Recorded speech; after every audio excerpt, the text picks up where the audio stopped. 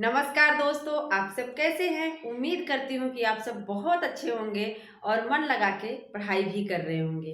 दोस्तों, आज हम जो भक्ति काल के संत कवि थे, आप सब जानते हैं कि भक्ति काल में कई धाराएँ हुई, जैसे ज्ञान आश्रयी शाखा, प्रेम आश्रय शाखा, राम आश्रय शाखा, कृष्ण आश्रय शाखा। तो आज हम उसी में जो ज्ञान आश्रय जिसको संत कह सकते हैं, जो संत कवि थे उनका कालक्रम याद करेंगे। उनका कालक्रम एग्जाम में पूछा गया है, आप सब देख सकते हैं प्रीवियस ईयर उठा के। उनके कालक्रम को बहुत बेहतरीन तरीके से याद करेंगे और जो उनसे संबंधित जो तथ्य हैं, उनकी रचनाएं हैं, उसको भी देखते हुए चलेंगे। तो आइए देखते हैं क्या है भक्ति काल के जो प्रमुख संत कवि थे, उनकी रचनाएं और कवि। सबसे पहले आप जानते हैं कि सबसे पहले अगर देखा जाए भक्ति काल में, आप देखेंगे कि जो आलवार संत थे उन्हीं से भक्ति का उदय माना जाता है, जो कि दक्षिण भारत के निवासी थे और वैष्णव संत थे। एग्जाम में पूछा गया है कि आलवार किसके उपासक थे, जो है शैव थे कि वैष्णव, तो आप बताएंगे वैष्णव थे। क्या थे? आलवार वैष्णव थे और इनकी संख्या क्या थी? 12 थी। इनकी संख्या कितनी थी? 12 थी। और उसमें एक आंडाल महिला भी है। कौन है? एक आंडाल महिला है जिनको जो है याद नहीं आ रहा है, कुछ तो कहा जाता है अंडाल महिला, ठीक है। तो गोदा भक्तिन के नाम से भी प्रसिद्ध है, जानते रहिएगा। क्या नाम है? गोदा भक्तिन। गोदा भक्तिन कौन थी? तो आलवार महिला थी और वो जो है वैष्णव की उपासक थी। तो इसके बाद हम देखेंगे कि संत ज्ञानेश्वर का नाम आता है। संत ज्ञानेश्वर जो कि महाराष्ट्र के माने जाते हैं, महाराष्ट्र में उनका जन्म हुआ था और वो जो है सगुण और निर्गुण दोनों प्रकार की भक्ति का उदय करते हैं। दोनों प्रकार की भक्ति को जो है उन्होंने अपनी रचनाओं में रखा हुआ है, संत ज्ञानेश्वर। ठीक है। इसके बाद हम देखेंगे कि रैदास आते हैं। कौन आते हैं? कबीर के पहले रैदास आते हैं 1388 ईस्वी में। क्या है? 1388, जानते रहिए, पूछा गया है तो इसको याद कर लीजिए। 1388 में रैदास हैं, फिर कौन है? कबीर दास हैं। देखो, हमें तो जो हाईलाइट है, जो प्रसिद्ध कवि हैं, उनको तो याद रखना ही है, लेकिन एग्जाम में ऐसे छुटपुट कवियों को बीच में घुसा देता है जिनका समय हमें नहीं याद रहता है, तो उनको भी हमें लेके चलना है ताकि हमें जो है एग्जाम में दिक्कत ना हो।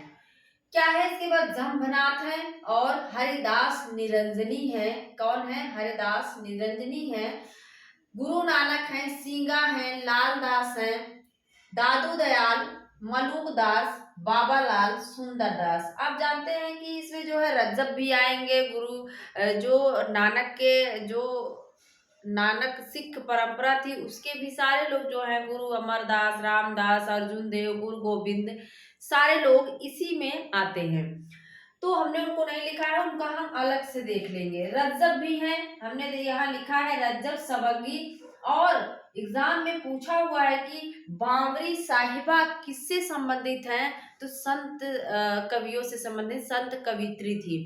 तो याद रखिएगा, बावरी साहिबा किससे हैं, किससे संबंधित है? तो संत से संबंधित है। बावरी, देखो जो संत हो जाते हैं लोग, जब संत कोई महिला संत हो जाए तो क्या कहेंगे? उसको बावरी कहेंगे। क्या कहेंगे? बावरी। तो बावरी साहिबा अगर पूछे तो आप सब लगाइएगा संत साधिका थी। ठीक है। रैदास, इसको आप लोग जो है कर लीजिए रैदास कबीरदास। सब ये सभी लोग जानते हैं कि सबसे पहले रैदास आएंगे, उसके बाद जो है कबीरदास आएंगे। तो अगर आप इसको कर ले, रकन लाल दमसू। क्या है? रकन लाल दमसू। क्या है? रकन लाल दमसू। तब भी जो है याद हो जाएगा, कोई दिक्कत नहीं है। अगर आप जो छिटपुट कवि हैं उनको नहीं याद करना चाहते, लेकिन उनको देखना होगा दोस्तों, क्योंकि एग्जाम में पूछा जाता है। तो रकन से रास हो जाएगा रैदास। क्या हो जाएगा? रैदास हो गया। का से कबीर हो गया और ना से नानक हो गया। क्या हो गया? नानक हो गया। लाल दमसू। क्या है? लाल दमसू। तो कौन हो जाएंगे? यहाँ आ रहे हैं ना लाल दास। गुरु नानक के बाद कौन आ जा रहे हैं? लाल से बाबा लाल नहीं, लाल दास। आप जान ही रहे हैं लाल दास, ठीक है। दमसू, दा से क्या हो जाएंगे दादू, दा से क्या हो जाएंगे दादू। माँ से मलूक दास, मलूक। और सू से क्या हो जाएंगे सुंदर दास, सू से कौन हो जाएंगे सुंदर दास। इसको अगर आप कई बार दोहरा लेंगे, रकन लाल लाल दमसू, रकन लाल दमसू, रकन लाल लाल दमसू, तो शायद आपको कभी नहीं इनका क्रम भूलेगा, रकन लाल दमसू। अब आपको कबीर के बाद यहीं दो लोग आ जाएंगे। अगर आप 3-4 बार पढ़ लेंगे दोस्तों तो एग्जाम एग्जाम में तुरंत याद आ जाता है। कबीर के बाद दो लोग और हैं, एक जम्भ है और निरंजनी है। कौन है? जम्भ है, निरंजनी है। कौन है? जम्भ है, निरंजनी है।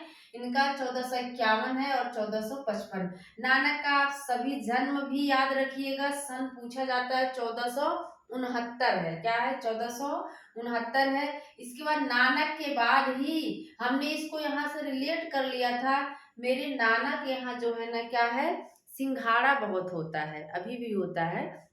तो हमने वहीं से रिलेट कर लिया, नाना के बाद कौन आएंगे? सिंगा आएंगे। तो सिंघाड़ा भैया वहां बहुत होता है। और वो सिंघाड़ा कैसा होता है? लाल लाल। देखो जब सिंघाड़ा छोटा होता है ना, बाद में तो उसका कलर चेंज हो जाता है, पर्पल टाइप का हो जाता है, लेकिन जब छोटा होता है ना थोड़ा सा लाल लाल दिखता है। तो कैसा होता है? लाल होता है। सिंघाड़ा कैसा होता है? लाल होता है। तो लाल दास। और सिंघाड़ा लेके हम लोग अपने दादू के यहाँ घर वापस आ जाते थे। क्या करते थे?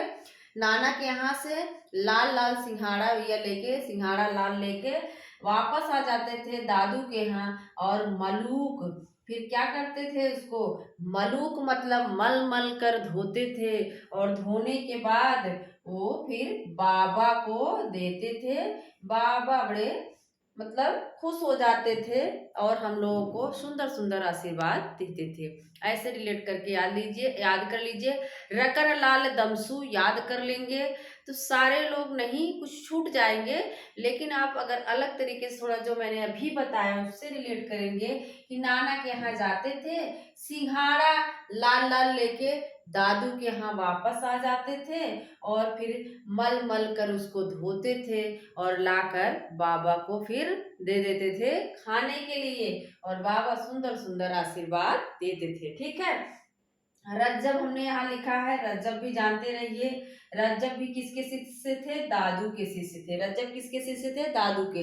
रज्जब जो है ना, इनकी शादी थी और ये जा रहे थे, रास्ते में ही दादू का सत्संग चल रहा था और ये जाते हैं, शादी विवाह छोड़ के वहीं क्या हो जाते हैं? वही इनके भक्त हो जाते हैं। कहते हैं कि हमेशा दूल्हे के वेश में कौन रहता है? तो रज्जब रहते हैं। और रज्जब के दादू के ही शिष्य कौन है? सुंदर दास हैं। और रज्जब का जो रहने की व्यवस्था कौन करता है? तो यही सुंदर दास करते हैं। ठीक है। तो कालक्रम तो आप लोगों ने देख लिया। लाल दास का 1540 है। दादू, अब देखो हमने इसको रिलेट के लिए कभी कभी ना समय पूछ लेता है कब इनका जन्म हुआ था। तो दादू में देखो दादा 2 बार आ रहा है, तो यहाँ 4 4 2 बार आ रहा है। क्या हो रहा है? दादू में दादा 2 बार आ रहा है, तो 4 4 भी 2 बार आ रहा है। मतलब जहाँ यहाँ दो, एक ही शब्द 2 बार है और एक ही गिनती 2 बार है। मलुक 74 है। बाबालाल 90 है। सुंदर दास 96। कहते हैं बड़ा छान लागत हो, मतलब जो एक लैंग्वेज है बड़ी छान लागत हो, कुछ अलग सा है, पश्चिम बंगाल में बोला जाता है। तो वही से हमने रेट किया, छान लागत हो मतलब सुंदर दास, सुंदर लागत लग रही हो। ठीक है। अब रैदास के बारे में देखो, ज्यादा चीजें नहीं मिलती है। रैदास किसके गुरु माने जाते हैं? मीराबाई और उदयदास नाम था, उनके गुरु माने जाते हैं। और इनके जो 40 पद हैं, एग्जाम में पूछा जाता है कितने पद? तो 40 पद गुरु ग्रंथ साहिब में जो है मिलते हैं। तो गुरु ग्रंथ साहिब जो है, इसका संकलन किसने किया था? तो गुरु गोविंद ने। किसने किया था? गुरु गोविंद ने किया था, याद रखिएगा। और अगर सिख परंपरा की शुरुआत किसने करी थी? तो नानक ने की थी। दो चीजें हैं अलग अलग। सिख परंपरा की शुरुआत नानक करते हैं और गुरु ग्रंथ साहिब का जो संकलन करते हैं वो कौन करते हैं? गुरु गोविंद करते हैं। ठीक है। अब कबीर के बारे में तो बहुत सारी चीजें हैं। कबीर का एग्जाम में पूछ रहा है कि ऐसे कौन से ग्रंथ हैं जिनसे कबीर का वर्णन मिलता है, जिनमें कबीर का जिक्र हुआ है। तो आप क्या, बहुत सारे ग्रंथ हैं, याद कर लीजिएगा। भक्तमाल में भी मिलता है ना, भक्तमाल में नाभादास ने कहा है। और इसके बाद जो अनंत परिचयी किसका है, अनंत परिचयी में भी मिलता है, अनंत परिचयी में भी मिलता है। ये किसकी रचना है, अनंत परिचयी किसकी रचना है? आप सब मुझे कमेंट बॉक्स में बताएंगे कि अनंत परिचयी कबीर परिचय, सॉरी सॉरी, कबीर परिचय किसकी रचना है, आप सब बताएंगे। कबीर, कबीर परिचयी, ठीक है, कबीर परिचयी अनंत दास की। तो इन्होंने क्या, इनका जो बीजक है, बीजक नाम से किसने संकलित किया? साखी शब्द रामायणी इनकी रचनाएं हैं। और उसको, उसका संकलन जो है धर्मदास ने किया। आप सब जानते होंगे, ये सभी को पता है। और कबीर को जो है, कबीर की भाषा को रामचंद्र शुक्ल ने सधुकड़ी कह दिया है, श्याम सुंदर दास ने पंचमेल खिचड़ी कहा, और हजारी प्रसाद द्विवेदी कहते हैं कि भाषा के डिक्टेटर है, मतलब तानाशाह। तो साखी शब्द रामायणी, साखी शब्द रामायणी सभी जानते हैं। तो अब देखते हैं हम, जो पूछा जाता है, नानक की रचनाएं पूछी जाती हैं।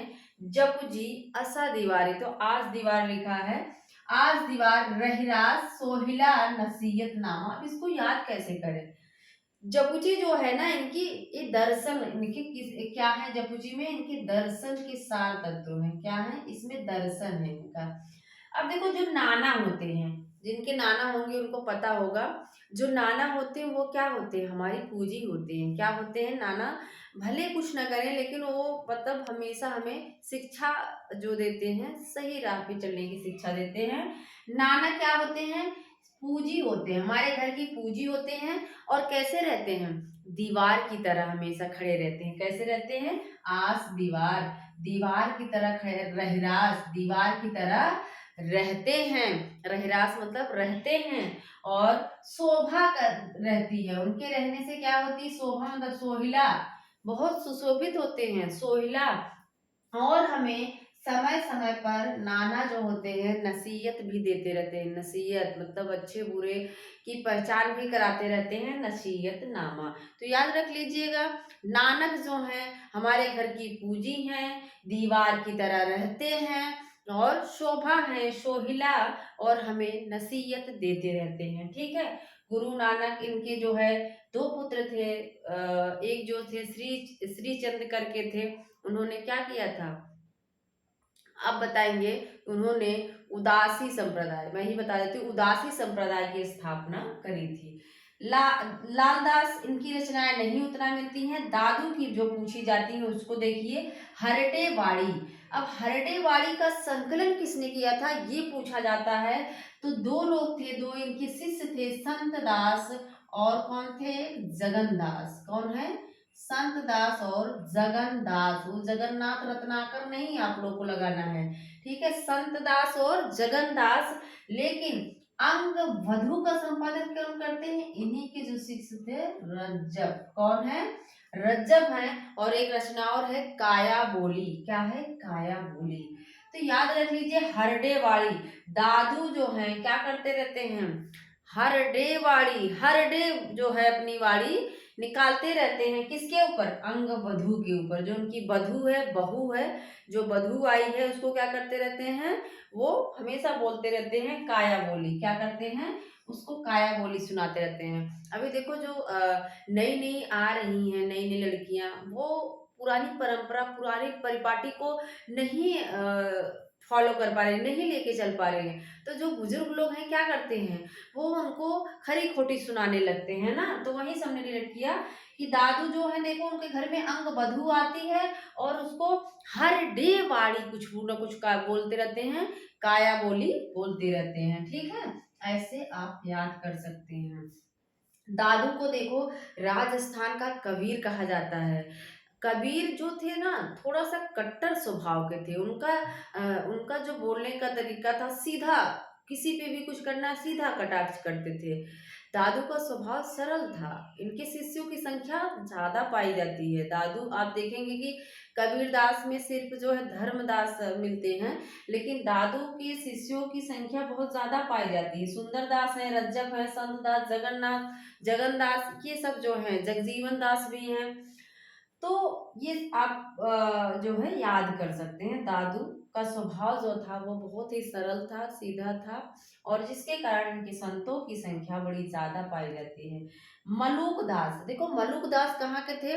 दादू तो कहाँ के थे? ये अहमदाबाद के थे, जगह ही नहीं है दोस्तों। कहाँ के थे? अहमदाबाद के थे। लेकिन एग्जाम में पूछा हुआ क्वेश्चन है, ऐसे कौन से संत कवि हैं जिनका संबंध राजस्थान से नहीं है, क्योंकि ज्यादातर लोग राजस्थान के थे। लेकिन जो मलुक दास हैं वो कहाँ के हैं? प्रयाग इलाहाबाद के हैं। कहाँ है? मणिकराम, मणिकपुर ना, मणिक ऐसे करके है। तो वहीं के जो हैं, कहाँ के हैं? प्रयागराज, इलाहाबाद के कौन है? मलूक दास। 74 समय है इनका 1574। रतन खान। अब इसको कैसे याद रखोगे? हमने याद किया मलूक, मतलब मलूक मतलब हमने याद किया, हमें मालूम हो गया। क्या मालूम हो गया भाई? आपको क्या मालूम हो गया? कि रतन खान। खान क्या है? रत्न खान क्या है? जिसके पास ज्ञान है, जिसके पास विवेक है, भक्ति विवेक है, और जिसके पास भक्त हैं, और क्या है? वही सुखी है। इनको सुख सागर, सुख सागर आप देखेंगे सदा सुखलाल की भी रचना है। गद्य का विकास जब पढ़ते हैं, लेकिन सुख सागर अगर संत कवियों में पूछे तो याद रखिएगा कि इनको मालूम हो गया। कि क्या मालूम हो गया? रतन खान। खान क्या है? रत्न का खान क्या है? जिसके पास ज्ञान है। सब कुछ कोई देखो, सब कुछ कोई चुरा सकता है, लेकिन हमारा ज्ञान, जो हमारी योग्यता, हमारा ज्ञान है, समझने सोचने की क्षमता, वो कोई नहीं चुरा सकता। तो वही सबने लेट लेट कर लिया। हमें मालूम हो गया खान क्या है, रत्न का खान क्या है? जिसके पास ज्ञान का बोध है, और जिसके पास विवेक है, जिसके पास भक्त हैं, और सुख, वही क्या है? वही सुख सागर, वही सुखी है। और जिसके पास ये सब है भाई, वो पूछी गई रचना है। तो जब मालूम हो गया सब कुछ, तो हम क्या करते हैं? ध्रुव करने लगते हैं, मतलब घूमने लगते हैं, नाचने लगते हैं, ऐसे ऐसे ऐसे ध्रुव करने लगते हैं। ध्रुव चरित किसकी रचना हो जाएगी? मलुक दास की। इनको सब कुछ मालूम हो गया, इसलिए ध्रुव करने लगे, ध्रुव चरित। ठीक है, फिर से देख लो। मलूक दास है, इनको मालूम हो गया रत्न की खान के, रत्न का खान क्या है? ज्ञान का बोध है, विवेक है, भक्ति विवेक है, और भक्त वच्छावली, मतलब भक्त की क्या है? सब कुछ है, सुख सागर है। सब कुछ जान के क्या करते हैं? ध्रुव करने लगते हैं, ध्रुव चरित। बाबा लाल का क्या है? असरारे मार्फत। क्या है? असरारे मार्फत है। ठीक है, इसको याद कर लीजिए, कम थोड़ा पूछा जाता है। सुंदर दास की रचना पूछी गई, ज्ञान समुद्र। देखो जब हम बचपन में होते हैं ना, तो हमें लगता है कि सुंदरता ही सब कुछ है, लेकिन धीरे धीरे जब मेच्योरिटी आती है, तब पता चलता है कि सुंदरता बहुत ज्यादा मायने नहीं रखती है। ठीक है, क्या है? सुंदरता मायने नहीं रखती है। तो सुंदर दास, सुंदर, जिसके पास देखो जो सुंदर लोग हैं, हमने इसको रिलेट किया, उनके पास ज्ञान का समुद्र है। जब हम बचपन में हैं तो यही सोचते हैं ना कि भाई वो सुंदर है, उसके पास सब कुछ है। तो वहीं से रिलेट कर लो कि जो सुंदर है उसके पास क्या है? ज्ञान का समुद्र है। यहाँ ज्ञान का बोध हो रहा है, मालूम हो रहा है, लेकिन ज्ञान समुद्र, ज्ञान समुद्र किसके पास? सुंदर दास के पास है। और सुंदर विलास इनके नाम से ही है, तो इसको रिलेट करने की जरूरत नहीं। ज्ञान समुद्र याद करो, जो सुंदर है उसके पास हमें लगता है ज्ञान का समुद्र है। ठीक है, तो आप लोगों को जो है इनका समय याद रखना चाहिए, सुंदरदास का समय। और जो जो मुझे याद आता गया मैंने आपको बता दिया। अगर आपको कोई और टॉपिक ऐसा है जो दिक्कत कर रहा है, नहीं याद हो रहा है, तो आप कमेंट बॉक्स में बता सकते हैं, मैं उस पर वीडियो ज़रूर बनाऊंगी। और ऐसे ही अपना प्यार देते रहिए। मिलते हैं अगले वीडियो में। Thank you.